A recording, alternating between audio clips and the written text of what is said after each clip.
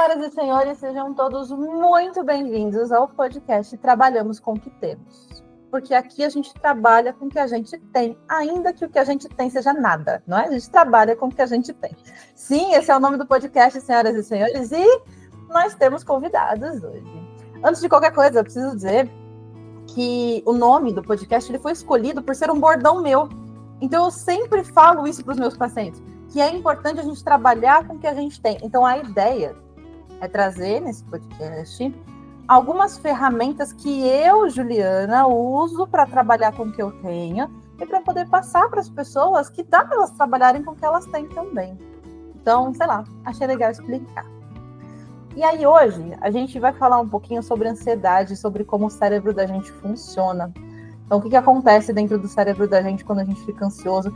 E conversando antes de entrar neste episódio com a Psi maravilhosa que nós temos aqui hoje, ela até comentou comigo uma coisa que eu não tinha pensado da gente falar e a gente vai falar, porque ela falou e tá tudo falado, que é da gente diferenciar o que é um transtorno de ansiedade, de uma ansiedade normal, de uma ansiedade patológica, de uma ansiedade...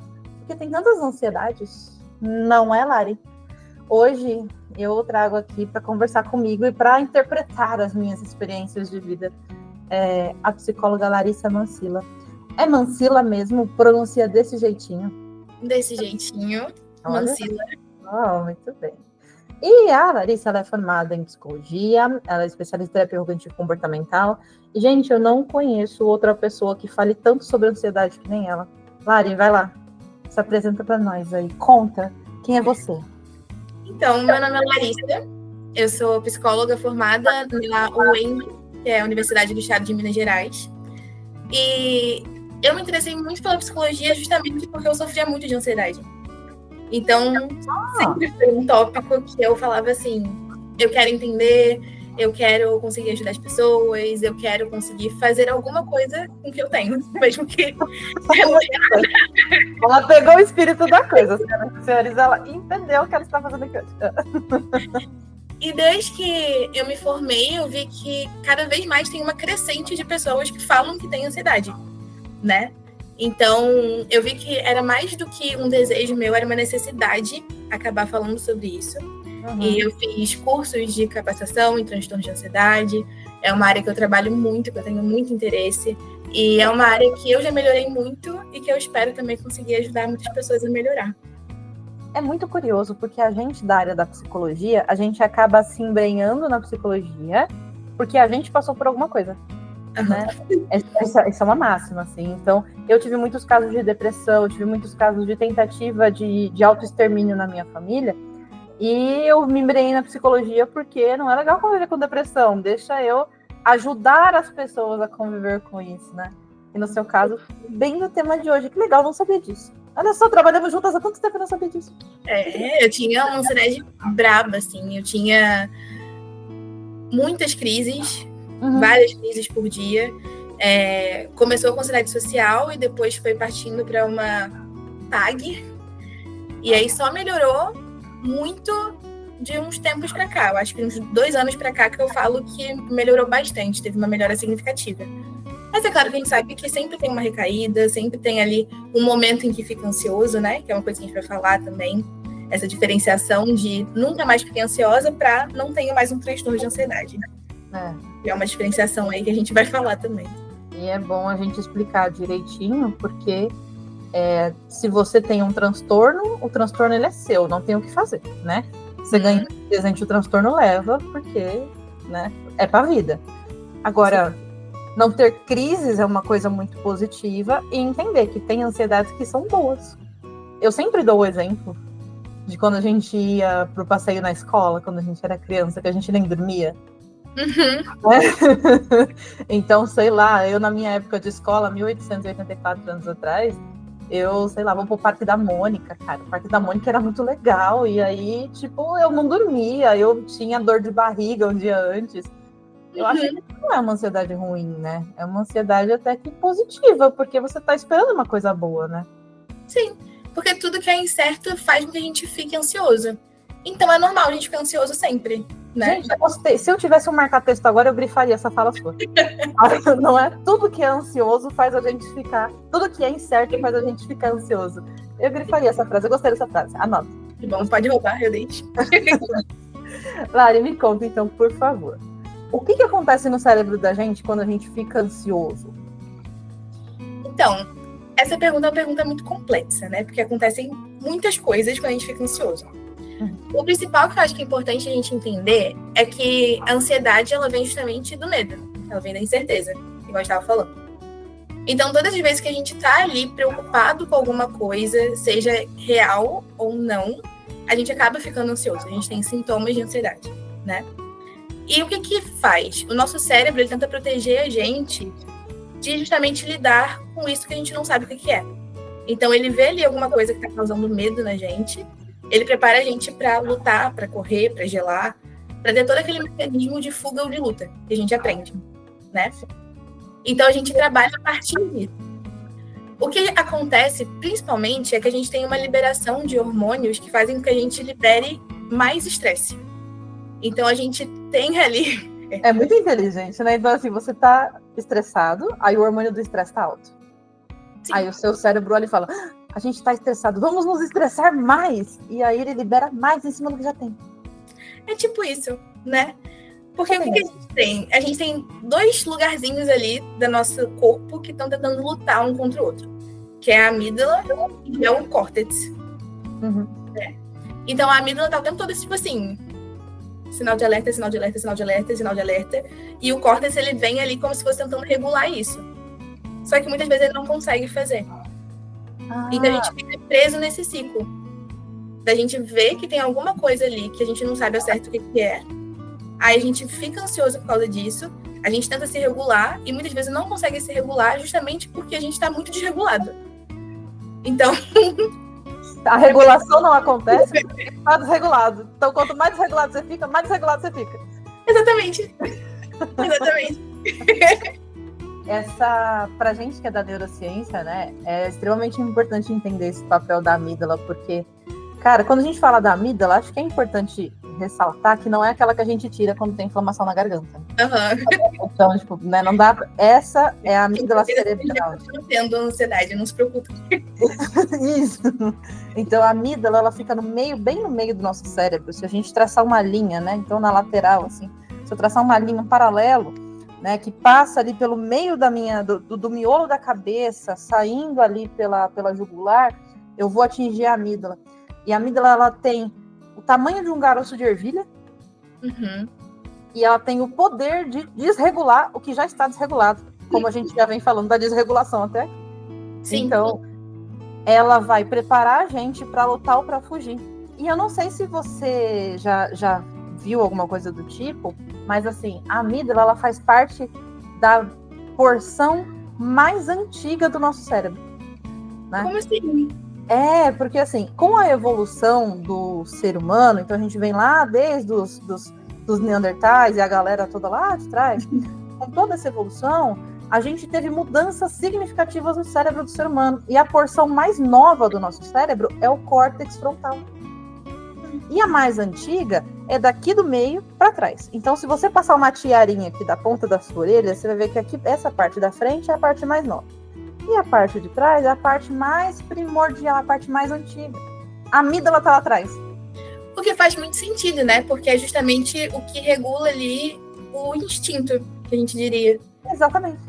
Exatamente. É justamente por isso que é tão antigo e é tão base, e muitas vezes a gente não entende por que a gente está com um instinto de luta ou de fuga ativado, porque a gente tem uma prova amanhã, ou porque a gente tem uma entrevista, ou porque a gente tem um podcast. A gente não sabe por que está desregulado, né? É porque a parte do nosso cérebro que é mais nova, que é o córtex frontal, ela precisa de muito estímulo para chegar perto daquilo que está sendo estimulado há milhões de anos. Uhum. Então eu preciso fazer essa equiparação. É por isso que a terapia cognitivo-comportamental, as terapias cognitivas, elas funcionam bem, né? Porque estimulam essa parte do nosso cérebro para tentar equilibrar. Né? Sim. E, cara, por que é tão difícil desligar o pensamento ansioso? Porque o pensamento ansioso tá ali, né? Ele bate ali na gente o tempo inteiro, né? Por que é difícil desligar? Então, é porque, na verdade, tem vários motivos do porquê isso acontecer, né? Pode ser porque, por exemplo, esse pensamento está lhe ativando alguma crença e a gente fica martelando sempre nisso.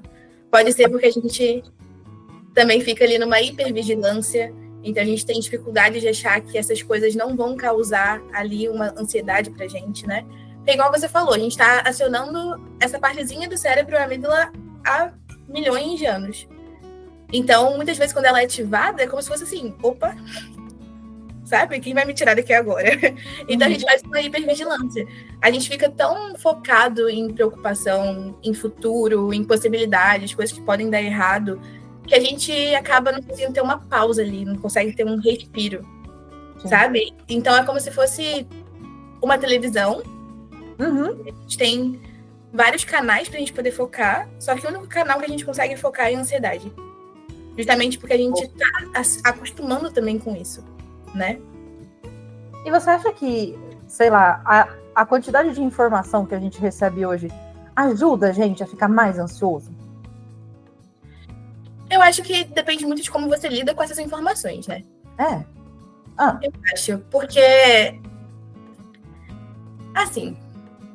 Agora você me pegou, porque tem muito a forma com que eu vejo e tem muita forma com que eu vejo que as pessoas, de forma geral, lidam com isso. Beleza, né? Me dê os dois, vai. Como que você vê isso? A forma que eu vejo é que depende muito do que eu consumo.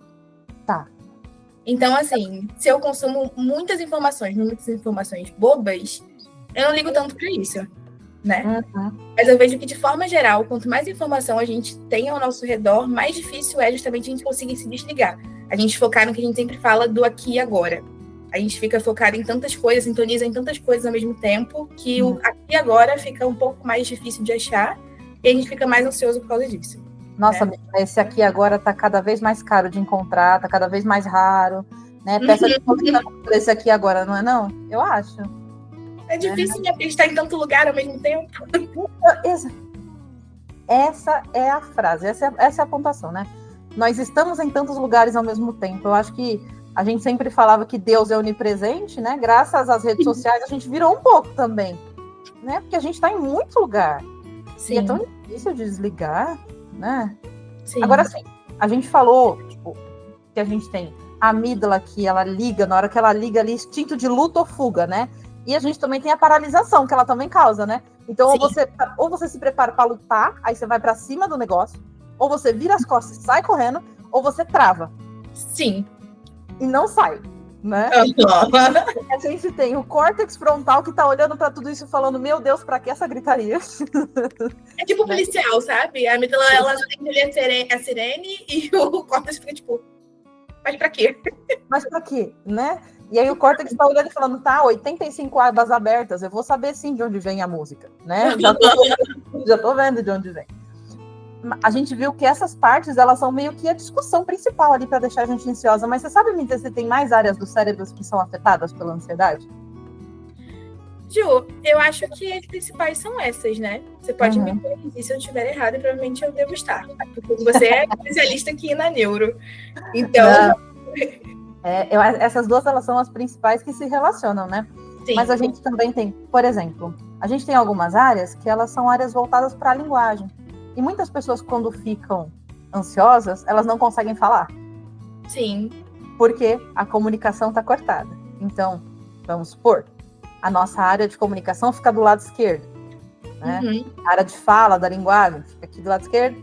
Como que eu faço para chegar a comunicação do meu lado esquerdo para o meu córtex pré-frontal? Se o córtex frontal está brigando com a amígdala lá atrás porque ela está ansiosa, ele não consegue controlar. Então, por isso que as pessoas, quando ficam ansiosas, elas gaguejam, ou elas não conseguem falar, ou elas... né? Tem algumas situações assim. Ou então, por exemplo, o hipocampo. O hipocampo, ele fica bem pertinho da amígdala. Então, a gente tem ali a amígdala, tem o hipocampo que fica um pouquinho para baixo da amígdala, e ele é responsável pelas nossas memórias. Sim. Então, quem nunca teve uma crise de ansiedade e deu o famoso branco? O apagão. Né? E esse apagão, ele passa justamente porque a amígdala, ela consome toda a energia da gente. Ela prepara a gente para isso, porque, pensa comigo, lutar, fugir, paralisar, não é uma coisa que dá para fazer com só a amígdala sozinha. Ela precisa mobilizar todo um sistema. Aí ela vai no sistema nervoso central, sistema nervoso periférico. Para você ter uma ideia, a glândula principal que paralisa a gente, ou que libera a adrenalina pra gente, fica em cima do rim. A amígdala tá aqui, o rim tá lá embaixo. E ela manda tudo isso. A ansiedade, ela comanda, a gente tá falando muito aqui do cérebro, mas não é só o cérebro, né? Porque o cérebro começa tudo isso. Mas a gente tem ali resposta no corpo inteiro. E isso é muito... Ai, vou me julgar para essa palavra, mas é muito bonito de ver. É justamente... Como o corpo se junta por uma coisa em comum. É maravilhoso, né? Eu acho que se o mundo tivesse essa união que o nosso corpo tem por uma coisa em comum, a gente já teria alcançado a paz mundial já. Mas eu vou entrar nesse quesito agora. Eu vou deixar isso para a próxima. Mas realmente é muito bonito. Eu gosto muito da palavra interessante. Quando eu acho que eu vou falar alguma coisa que não funciona muito bem, eu uso interessante. Então, olha só como é interessante esse processo do corpo. É bom. Isso é bom. Eu vou roubar. Mas eu concordo com você. É muito bonito como o corpo da gente funciona, né? Sim. E tudo isso para fazer uma coisa, que é uma coisa que as pessoas não esperam que a ansiedade faz, mas é para proteger a gente. Sim. Né? Então, tudo isso que o corpo da gente faz, a amígdala enlouquecida, pitando a sirene lá, e o policial não sabe para que lado ele corre, que é o córtex pré-frontal, e aí a gente tem toda assim, e corta a comunicação de um lugar, e para de outro, e faz tudo isso é para proteger a gente. Sim. Eu acho que muita gente esquece isso, né? Que a ansiedade, ela é completamente normal. É uma coisa que todo mundo vai sentir e é justamente uma medida de proteção que a gente tem. O problema é que às vezes a gente confunde o que é real com o que é imaginário. Então, muitas vezes o perigo ali, ele existe e muitas vezes o perigo não existe tanto assim, né? É um perigo um pouco mais simbólico, digamos. E aí a nossa diferenciação é essa. Olha só, talvez seja isso que eu não tenha feito. O quê? Então vamos lá. Talvez seja isso que eu não tenha feito. O quê? Ter separado assim um perigo real de um perigo simbólico, né? Mas é difícil pra gente conseguir saber isso também, porque a gente não controla, né? Quando a gente começa a fazer terapia, a gente consegue controlar um pouquinho melhor. Né? É um papo para daqui a pouco. Mas é um papo para depois, né? Muito bem. O que acontece? Vou te contar um caso bem... Eu acho que depois do meu divórcio, da falência da empresa, depois da dívida milionária, eu acho que esse é um dos causos mais divertidos da minha vida. Vou me julgar pelo divertido. Interessante. Isso, interessante. Muito bem, Lari. Lari, aprende rápido. Então, vamos lá. Lari, em 2006. Em 2006, fazem... Gente, ano que vem faz 20 anos dessa história da minha vida, socorro. Em 2006, eu estava no 3º ano do ensino médio, façam as contas, senhores. E eu fui visitar uma amiga e um certo grupo de pessoas consideradas criminosas, que é composto por 3 letras, que eu não vou citar aqui, fez um fechamento em São Paulo. Então, eles deram um toque de recolher em São Paulo. E olha que a gente não está falando de um estado pequeno, né? Porque eles estavam em represália com alguns policiais. Então, eles iam matar policiais. E eu estava na rua nesse primeiro dia. Foi no dia 5 de maio de 2006. Eu me lembro como se fosse hoje. E aí, eu fui visitar minha amiga estava muito doente, ela tinha recebido alta do hospital, inclusive a minha amiga veio a falecer depois de um tempo. E eu tinha 17 anos, eu estava no 3º ano do ensino médio, era um sábado, o dia estava lindo, o céu estava azul, assim, com as árvores verdinhas, e aí eu olhei pra frente, eu estava descendo uma rua, e eu vi um cara atirando em alguma coisa, atirando com uma arma em alguma coisa, e aí eu travei. Ok? Tudo bem? Eu travei? Beleza? A minha amígdala agiu de um jeito errado, mas a minha amígdala agiu. Eu travei. Porque eu tava atirando eu vi um cara atirando em alguma coisa, vou ficar ali olhando? Não. A gente não controla, tadinha. Não vou julgar ela, né? E aí o amigo que tava comigo pegou Aí me puxou e eu subi a rua correndo. No que eu subi a rua correndo, chegou um momento que eu olhei para trás e eu vi um carro parando, descendo mais 3 pessoas. E as 3 pessoas, mais aquele outro rapaz, estavam atirando na pessoa que estava no chão já. E aí eu fiquei muito nervosa e eu fico arrepiada quando eu lembro disso. E aí eu peguei e comecei a terminar de subir a rua correndo, e o rapaz que estava no chão sacou a arma dele e atirou. E a bala dele, que era uma bala de 38, atravessou o meu tornozelo direito.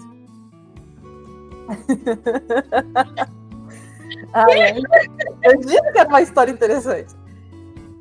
E aí, Lara, eu não senti dor, eu não senti nada. Eu percebi que eu tinha levado um tiro porque queimou, eu senti queimando o meu tornozelo. E quando eu olhei, tinha um furo na minha calça. Aí eu pensei, meu Deus, eu levei um tiro. Aí eu entrei no salão de cabeleireiro, assim, do jeito que tava. Aí eu sentei, começou a sangrar, eu comecei a chorar desesperado. E aí, o marido da moça, que era dona do salão, tinha acabado de chegar de carro, porque ele foi levar o pai da moça, que tinha tido um infarto, pro hospital. Ele entrou no salão de cabeleireiro. Quando ele entrou, a moça falou, leva ela, levou um tiro. E aí eu entrei andando no carro, eu sentei no carro, eu fui pro hospital, eu deitei na maca, e na hora que eu deitei, eu subi na maca andando, na hora que eu deitei na maca, eu fiz assim com o pé, e eu não mexi o pé por 10 meses. Eu fiquei 10 meses com o meu pé paralisado, porque rompeu 2 de 4 tendões que eu tenho no tornozelo direito, e aí eu não consegui andar. E eu fui a precursora do ensino à distância, preciso me vangloriar disso. Então, enquanto vocês aí dessa geração nova estão aí, né, por conta da pandemia, fazendo aulas online, as minhas amigas me traziam atividades em casa para eu não perder o 3º ano do ensino médio. Qual que foi o problema? Esse foi o evento traumático da minha vida. O problema é que todas as vezes que eu ouvia fogos de artifício depois disso, eu não conseguia sair do meu quarto e parava para chorar. Isso só melhorou depois de 2 anos. Até que rápido pro tamanho do trauma, diria. Rápido pro tamanho do trauma. E aí, assim, hoje, fazem quase 20 anos, né, disso daí. Então, assim, hoje eu tenho algumas limitações. Então, por exemplo, eu não posso andar muito, eu não posso caminhar muito, eu tenho algumas coisas que eu não posso fazer atividades de impacto, então atividades eu só posso fazer na água, porque eu só tenho 2 tendões, então eu posso perder mais um se romper, todo esse processo. Só que assim, o que acontece? Nessa situação toda, hoje eu ainda tenho medo de alguns barulhos. Né? E aí eu queria ver contigo se é normal, quando eu escuto assim, algum barulho parecido com tiro, eu dar uma surtada. E se tem alguma coisa que eu posso fazer com isso? Mas assim, a surtada é tipo assim, eu começo a tremer muito, e aí o choro vem aqui assim na garganta e eu fico... Mas passa. Sim. Você acha que isso tem mais a ver com um transtorno de ansiedade? Você acha que isso tem a ver com uma ansiedade normal? O que você tem a me dizer sobre essas situações curiosas da vida? Primeiro que eu acho que você deve ter me contado a história antes, porque assim, as minhas reações aqui... Não, as reações foram escondidas. Nada aqui é planejado, tá bom? A gente trabalha com o que a gente tem, só para deixar claro. Nossa, primeiro que eu sinto muito. Obrigada. Né? E eu acho que é completamente normal, assim. A gente fica com medo. No caso, quando a gente fala dessa reação que você tem agora, seria como se fosse esse medo imaginário, né? Mas ele está relacionado a um trauma existente, de fato. Então, não tem muito o que a gente falar se isso é normal ou se não é, porque é a forma com que você aprendeu a lidar com isso. Né? Você fala, por exemplo, dos fogos, que são barulhos muito parecidos, então faz total relação com o momento que você está vivendo ali, né? É muito importante lidar com esse trauma, mais do que tudo. É muito difícil a gente conseguir julgar ou falar qualquer coisa, né? Mas parece que entra naquilo que a gente fala do estresse pós-traumático também. Que é quando você tem ali um evento que foi o causador, né, desse trauma que a gente está tendo, e quando você passa por situações parecidas que te remetem àquilo, você tem também uma resposta parecida com o que você teve no momento. Ou então parecida com o que você gostaria de ter tido no momento, né? E assim, depende muito o que a gente pode fazer para poder lidar com isso na forma com que você está sentindo, né? Eu sempre gosto de passar algumas alternativas, porque eu acho que as pessoas são tantas, são tão diversas, então alguma coisa pode não funcionar para um, pode não funcionar para outro. Eu sei que você já falou que a respiração, por exemplo, não funciona tanto para você. Você tá sem som. Tá sem som.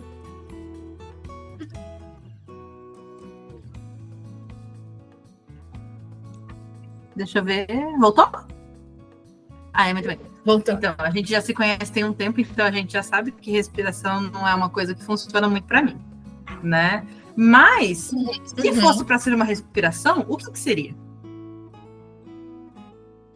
Então, seria o que a gente chama de respiração diafragmática. Tá. Porque qual é o intuito? A gente brincou mais cedo que o aqui e agora ele tá difícil de encontrar, difícil de encontrar. Mas a principal forma com que a gente consegue lidar com a ansiedade é justamente a gente vir para o aqui e para agora. Porque a gente tá falando, por exemplo, de supondo que é um estresse pós-traumático, né? A gente está revivendo uma situação que já aconteceu, já encerrou. É como se eu estivesse repetindo uma situação ansiogênica. Sim, exatamente. O gatilho tá aí. Né? Você abraçando o gatilho, porque você não consegue lidar com ele de alguma outra forma. Sim. Então, a gente tem técnicas para a gente poder tentar procurar o aqui e agora, mesmo quando a gente está sendo levado a não estar no final. Sim. Né? E aí tem 3 técnicas que eu gosto muito. Você já vai conhecer, mas talvez para o pessoal... Não, por favor, conte para você. Bora. A primeira que é a respiração diafragmática, que justamente o sentido é isso, né? Porque quando a gente está ansioso, quando a gente está ali tendo o que a gente chama de uma crise, a gente está com níveis de estresse muito alto. A gente está tendo uma produção de cortisol, por exemplo, extremamente alta. Então, tem algumas coisas que a gente consegue fazer com o nosso corpo, por exemplo, a respiração, que vão ajudar a diminuir um pouquinho esses níveis. Como que eu faço a respiração diafragmática? Porque, assim, eu já ouvi gente falando que é 8/6, 4/3, 3/2, e, na verdade, para mim, isso tudo só são números mesmo e eu sou de humanas. Vai. Então, eu acho que depende muito. O que eu faço é 4 e 6. Ok. A forma com que eu faço, eu vou explicar como se fosse um paciente meu. Bora lá, vai. Eu gosto sempre de colocar uma mão no meu diafragma, então seria mais ou menos aqui, né? Na parte diafragma que é um pouco mais um pouco para baixo da linha do peito, assim. Então não é na barriga especificamente, no diafragma. Não, como se na boca do estômago ali. Boca do estômago, tá. Né? Eu gosto de colocar uma outra mão também aqui em cima, bem em cima do peito. Porque são os lugares onde a gente respira, a gente sente mexendo, né? E por que eu gosto de ter isso? Para a gente poder tentar deixar essa parte do peito o mais quietinha possível e a gente forçar aqui o nosso diafragma a trabalhar. Então, quando a gente tem isso, a gente está observando se está fazendo direito ou não. É uma forma que eu aprendi que funciona muito para mim, né? Então, o ideal é a gente... Faz todo sentido. Nossa, muito bom. O ideal é a gente respirar pelo nariz por 4 segundos. Então, já fazer... A gente vai segurar por 2 e vai soltar por 6 segundos. Tá. Então, 4, 2 e 6, né? E aí, o mais importante disso tudo, eu não acho que é a técnica, eu não acho que é a contagem. O mais importante disso tudo, eu acho que é justamente você parar para você poder tentar ver o que está acontecendo com o seu corpo. Você tentar retomar o controle de alguma coisa que você não tinha controle antes. Sim. Então, se funciona 8, 10, 16 segundos, tudo que for, para mim, eu, Larissa, não acho que é tão importante quanto necessariamente o momento de você parar e você tentar se acalmar de alguma forma, né? Eu acho que esses exercícios, eles focam muito nisso. Mais do que é o nosso objetivo, do que é o exercício em si. Perfeito. Eu acho que uma coisa que me ajuda bastante, que foi uma coisa que a minha psicóloga me ensinou, porque sim, senhores, psicólogos fazem psicoterapia. Qualquer um deve fazer. Exatamente. É eu descrever o ambiente em que eu estou. Sim. Essa daí é uma técnica de tipo, para enganar a ansiedade para você voltar para o momento presente, não sei. Sim. Eu uso o dos 5 sentidos, não sei se é esse que ela te passou. que é basicamente a gente usar ali os 5 sentidos que a gente tem para poder tentar voltar para esse momento. Então, eu chamo, eu não sei se tem um nome específico, mas eu chamo de 5, 4, 3, 2, 1. É basicamente isso que é. Que primeiro é você tentar olhar ao seu redor e você descrever 5 coisas que você enxerga. Então, por exemplo, eu tenho aqui minha garrafa de água, eu tenho uma caneca, eu tenho o meu notebook, eu tenho o controle do ar-condicionado e eu tenho o meu celular. 5 coisas. 5 coisas. Aí, a 4, né, que é o que vem depois, seria 4 coisas que você consegue tocar. Então, você pega 4 coisas ali. Então, por exemplo, eu posso tocar no meu cabelo. E é sempre legal a gente ver com texturas diferentes para poder tentar forçar mais ali, né? Então, eu posso tocar no meu cabelo, eu posso pegar minha garrafa, que a minha garrafa tá gelada, por exemplo. E aí já ajuda nisso, né? Eu posso tocar aqui no meu cachorro, que veio para cá em algum momento do vídeo. Muito bem. E eu posso tocar, por exemplo, na minha roupa que eu tô usando, que também tem uma textura diferente. Depois disso, são 3 coisas que eu consigo ouvir. Então, eu tô ouvindo a sua voz, eu tô ouvindo o ar-condicionado, e eu tô ouvindo o pessoal lá fora gritando, as crianças correndo. Estamos todos. O 2, coisas que você pode cheirar. Então, no momento aqui, eu não tenho tanta coisa assim, mas eu tenho, por exemplo, a minha caneca que tava com cafezinho, que eu posso sentir o cheiro. Eu tenho meu cabelo também, que tá cheirosinho, eu posso também sentir, né? Tem os pacientes que, nesse momento, eles gostam de usar óleo, por exemplo, essencial, que falam que ajuda bastante para eles, né? Tem gente também, como a gente falou, se adapta, tem gente que não se adapta. Legal. E um, que é uma coisa que você pode sentir na boca, né? Que você pode ali, usar o seu paladar. Por exemplo, aqui eu tenho a minha água, eu poderia usar ela, mas eu também gosto de fazer coisas que são muito extremas. Então, por exemplo, uma coisa muito azeda, ou uma coisa muito doce, uma coisa muito gelada, ou uma coisa muito quente. Justamente quando são crises um pouco mais intensas, eu acho que essa quebra, assim, né, ajuda a gente também mais ainda. Faz com que a gente venha focar em uma coisa que está acontecendo e tira a gente do ciclo do pensamento ansioso, né? Então, quando eu ouço um barulho, por exemplo, né? A galera da moto, inclusive, vocês estão de parabéns, gente, vocês arrasam, viu? Deus abençoe vocês. A galera da moto que faz ali, pela rua, isso acaba me desesperando um pouco. Eu fico presa num ciclo de pensamentos, porque eu imagino que pode acontecer de novo, e aí se acontecer de novo, como eu vou ficar? E aí eu lembro de toda a dor e da cicatrização, e de como foi ruim, do que eu perdi, de como foi difícil. Então a ansiedade, ela faz com que a gente vá para muito longe, né? Do nosso famoso aqui e agora. Então o que eu preciso fazer? Eu preciso voltar, e talvez essa questão de comer alguma coisa mais forte, ou de ter alguma coisa no nosso paladar mais forte, é para trazer a gente para esse momento. Sim, é como se fosse um foco ali, né? E uma coisa que eu sempre falo também é que muitas pessoas não entendem que quando a gente tem um gatilho, a gente, na verdade, revive todo o trauma que a gente já viveu, né? Então, as sensações são muito parecidas ou as mesmas. Os pensamentos são muito parecidos ou são os mesmos. Né? A gente está revivendo tudo aquilo. Então, é muito normal. E são os mesmos pensamentos embasados com uma realidade, porque a gente já passou pela situação. Então, eu não posso nem falar para ele que ele é fictício, porque eu vivi aquilo. Sim, né?